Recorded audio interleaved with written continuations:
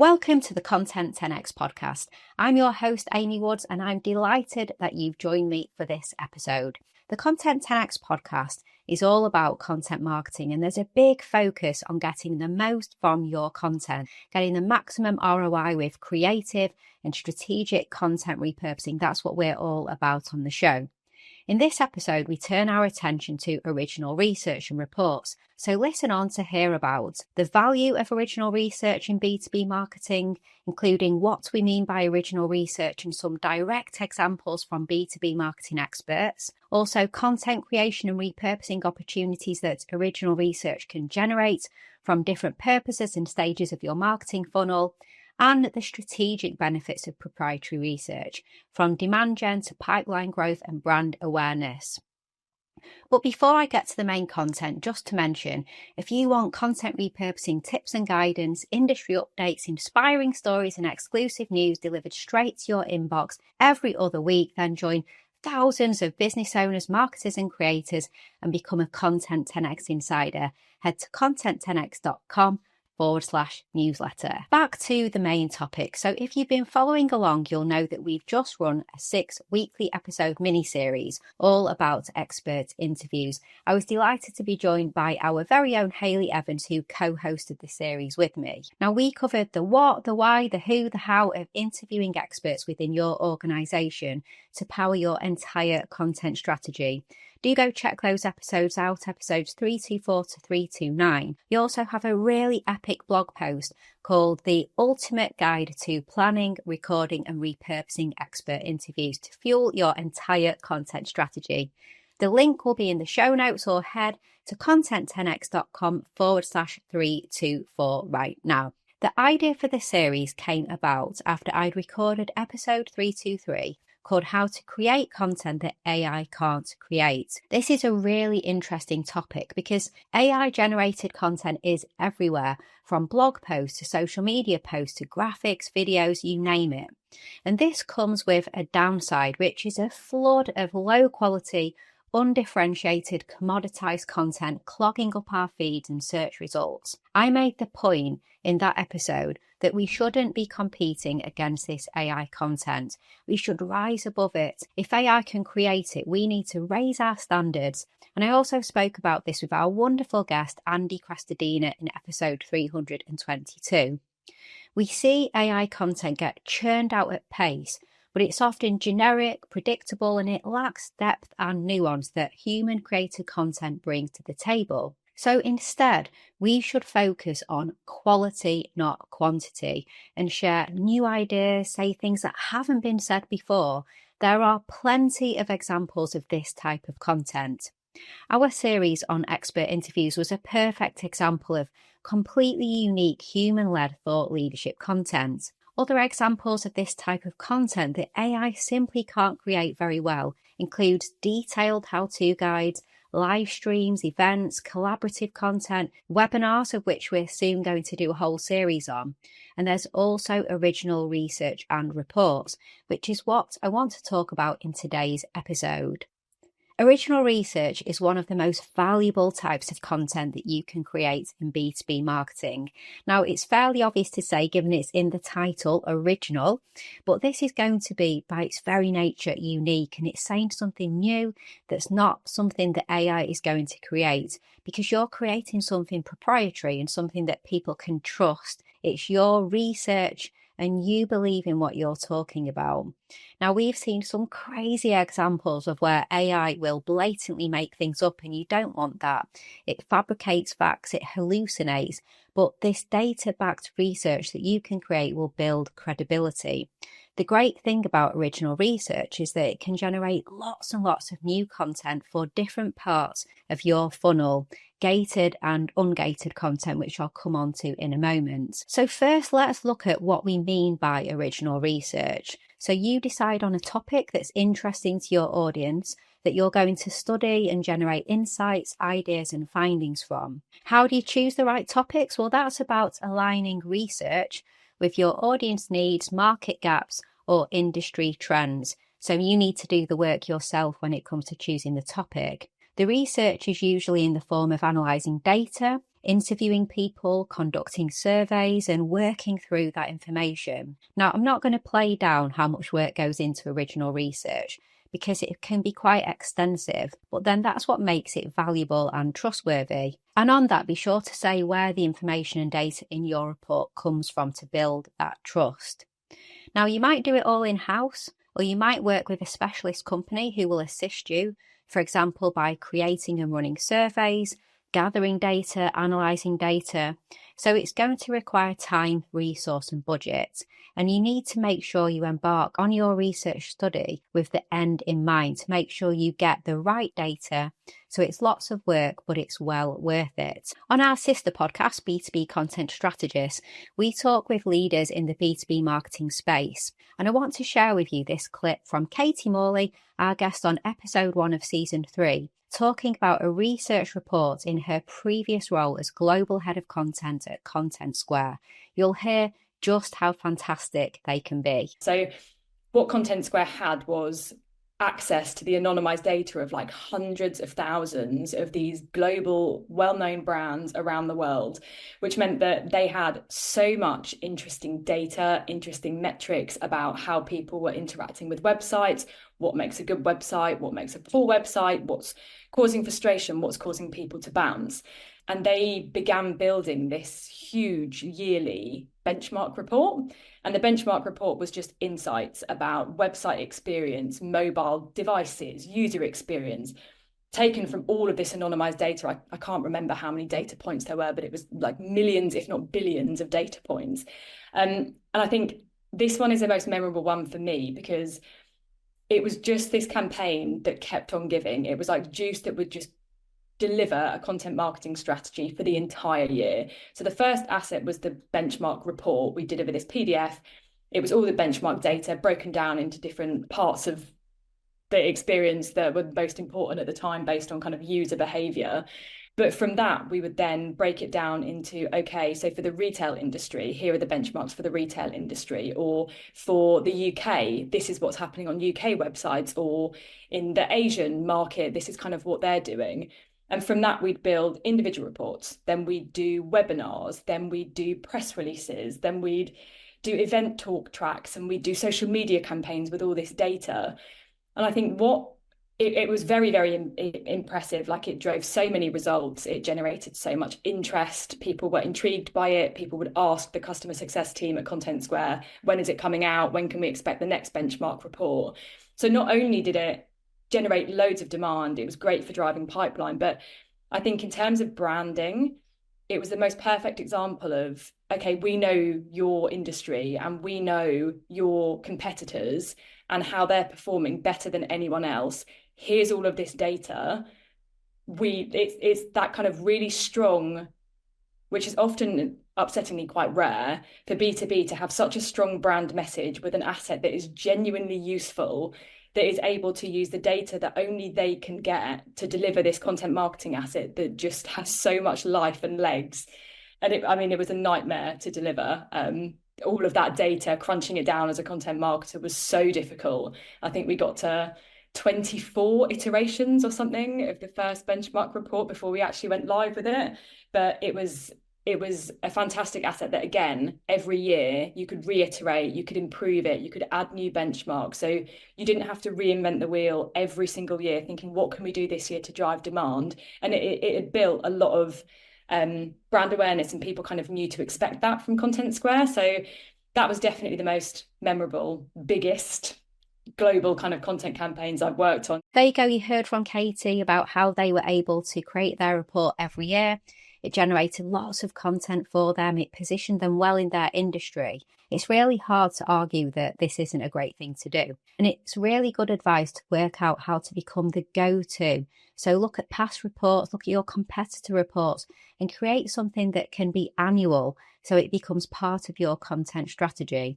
And think about the report a year ahead. What else could you be doing to prepare for it? Like Katie said, it was really hard work though.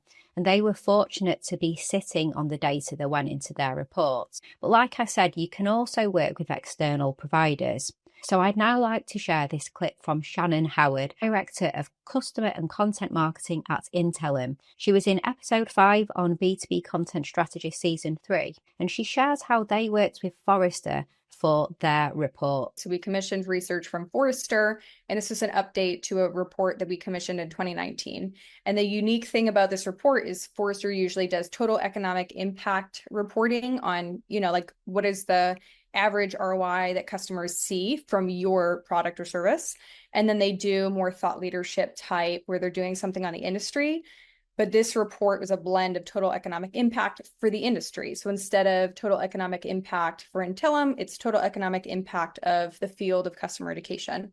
And so commissioned this new research, updated research from Forrester, and then got to work on content around that, webinars, blogs, the actual research report, collaborating with the analysts on that, and then with people to support and promote it. So that was the thing I think that was really fun, was to actually remember, like, going for a walk one night and just LinkedIn messaging a bunch of people in our industry saying, okay, we've got this new research coming out. I think you'll find it interesting. I'd love to send you a copy. Would you be willing to help us promote this? And I don't know, probably 10 of the 15 people I reached out to said yes within 24 hours. That was really fun, and I think that was exciting for me because it was like a rising tide lifts all ships. This data, is helpful for everybody in our industry, every influencer. And so we wanted to be able to get that content into people's hands, and people were really happy to support and promote that. Great information and example there from Shannon. Notice how much content was created from the research, and also how valuable it was that people willingly promoted it. I'd like to point out here where content sits within your marketing funnel as well. So your full research report, which is the largest and most valuable piece of content, the long form that includes everything, that is often gated content, where it's part of your lead generation, and once people provide email addresses, they get to get your report. And you can keep in touch with them then, if they consent, of course, via email nurture sequences and other follow-ups. And from this high-value gated content, a lot of repurposed content is used for other parts of the funnel, from top of funnel organic and then paid social as well, to middle of funnel blog posts and so on. Your report doesn't have to be gated, that said. You can give it away completely free, no strings attached as well. It's really up to you. I'd just like to also share this great soundbite from Hannah Forson, Senior Demand Generation Manager at Bamboo HR. She was a guest on episode 11 of B2B Content Strategist podcast in season 3. And Hannah shares a story of working with an industry specialist to create reports for them. And then the internal team could run with that and make more content. My boss at the time had been in the industry for 20 or more years. And she had said, hey, I know that there are these handful of vendors. They have different public sector specialties and audiences. So what we did was we kind of selected 3 or 4 of the ones that were the best fit for us and had them develop a lot of our content. And a lot of it was like pay to play. So we would say, hey, we want to do a research report that's targeting technology teams in government. So let's come up with a research report, and then really led with the direction and the vision that we wanted to go, but then leveraged all of their resources for people who are really good at content to basically get our portfolio going. And then once we kind of had that under us, we were able to work closely with our internal content team to say, okay, this is what we've built with third-party vendors. Here's what's performed well. Here's what's resonating with the audience. And then they were able to kind of go and make it sustainable so that we weren't always constantly having to pay from our demand generation budget to get content made. As you'll hear from these examples, your research report can be highly targeted, extremely useful, and be responsible for a lot of content output. Quite a lot of content has been mentioned already. You can create a white paper, blog posts, podcast episodes, webinars, videos, infographics, social media content. And the great thing is that the content is positioning you as an authority on the topic, sharing unique insights, and as such, you're standing out and rising above generic content and noise. This content is unique. No one is getting it from Claude or Perplexity or ChatGPT.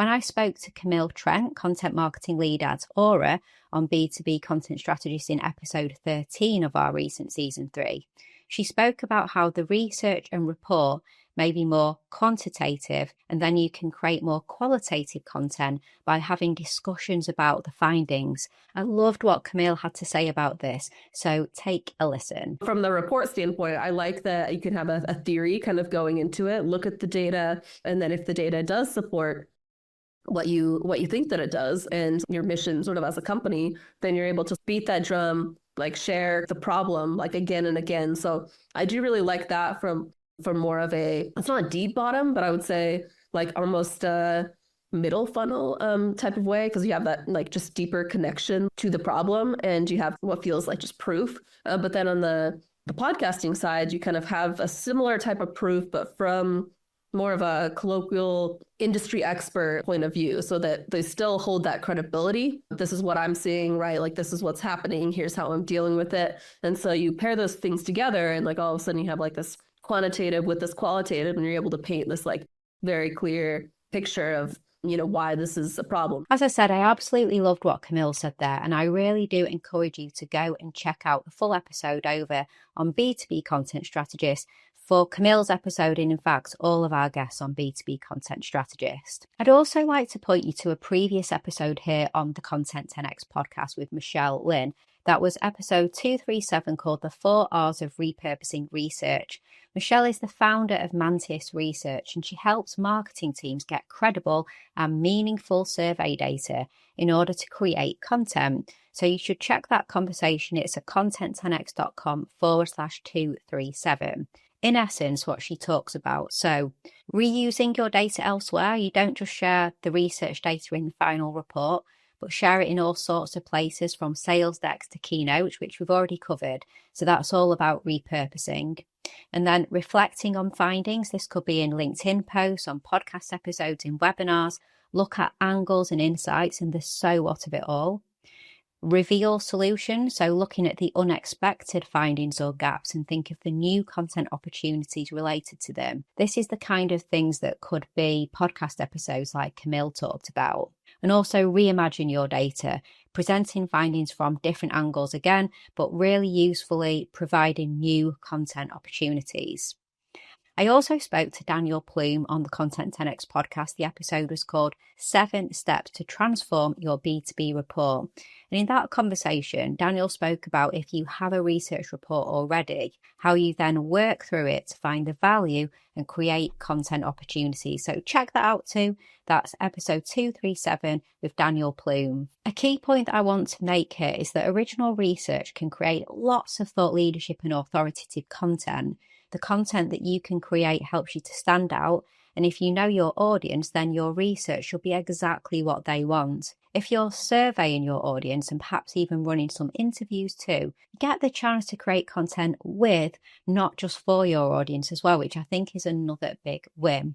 The content that you can create is often highly repurposable, which we've covered a lot in this episode, and if you need any more convincing, then to round up the episode, have a listen to what Lou Bachersky, previous director of content marketing at Picton Mahoney, had to say when I asked her about her favourite content to repurpose, and the very good point that she makes about being realistic. It's unlikely people may read your whole report, so repurposing really is essential. I would say probably a long format report, like a research report or a white paper. That, because there's so much in there, you can probably take it and atomize it out for half a year. Easily. And also because despite the fact that I work in content marketing and I love content, we put out quarterly reports about the economic outlook. I don't really believe that a lot of people read the full length content. And so to me, it's a shame to have a 30-pager or whatever length it is, a long multiple page PDF document that everybody's worked so hard on, that every word is has been reviewed and poured over in some cases, and to not have people access that. I think the investment team at Picton Mahoney, these are such smart guys. I've had the opportunity to interview all of them, all the heads of each of the groups, and I will always walk away from those interviews with this feeling like, wow, I really want to get more of what they said out into the marketplace, because they inspire confidence in me, and I'm sure they would do so for others, for advisors or the end investor. So I think it's a shame to leave so much stuff on the cutting room floor.